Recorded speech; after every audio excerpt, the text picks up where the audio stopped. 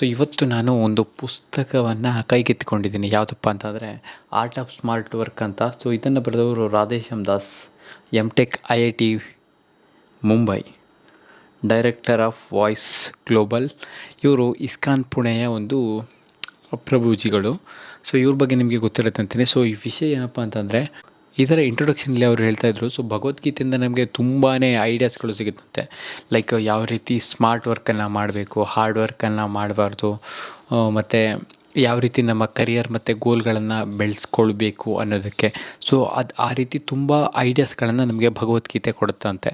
So ಬರೀ ಇದಷ್ಟೇ ಅಲ್ಲ, ನಾವು ಖುಷಿಯಾಗಿ ಹೇಗೆ ಇರ್ಬೋದು ಅನ್ನೋ ಒಂದಿಷ್ಟು ವಿಚಾರಗಳನ್ನು ಕೂಡ ನಮಗೆ ಭಗವದ್ಗೀತೆ ಹೇಳುತ್ತಂತೆ.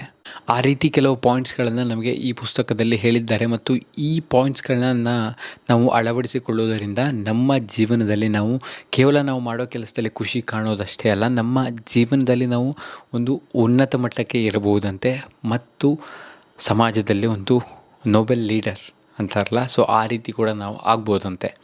ಸೊ ಈ ಒಂದು ಪುಸ್ತಕದ ಇಂಟ್ರೊಡಕ್ಷನಲ್ಲಿ ನಮ್ಮ ರಾಧೇಶ್ಯಾಮ್ ಪ್ರಭುಜಿಗಳು ಹೇಳ್ತಾಯಿದ್ರು. ಸೊ 1994ರಲ್ಲಿ ಫಸ್ಟ್ ಟೈಮ್ ಇವರು ಇಸ್ಕಾನನ್ನು ಜಾಯ್ನ್ ಆದಾಗ ಅವರಿಗೆ ಏನೂ ಅಷ್ಟು ಗೊತ್ತಿರಲಿಲ್ಲಂತೆ. ಬಟ್ ವಿತಿನ್ 3 ಇಯರ್ಸ್ ಅಂದರೆ ಕೇವಲ 3 ವರ್ಷಗಳಲ್ಲಿ ಇವರಿಗೆ ಆ ದೇವಸ್ಥಾನದ ಒಂದು ದೊಡ್ಡ ಜವಾಬ್ದಾರಿಯನ್ನು ಇವರ ಹೆಗಲಿಗೆ ಹಾಕ್ತಾರಂತೆ.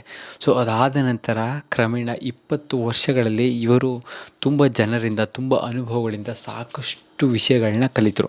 ಸೊ ಅವೆಲ್ಲ ವಿಷಯಗಳನ್ನು ಈ ಒಂದು ಚಿಕ್ಕ ಪುಸ್ತಕದಲ್ಲಿ ನಮಗೋಸ್ಕರ ಹಂಚಿಕೊಂಡಿದ್ದಾರೆ.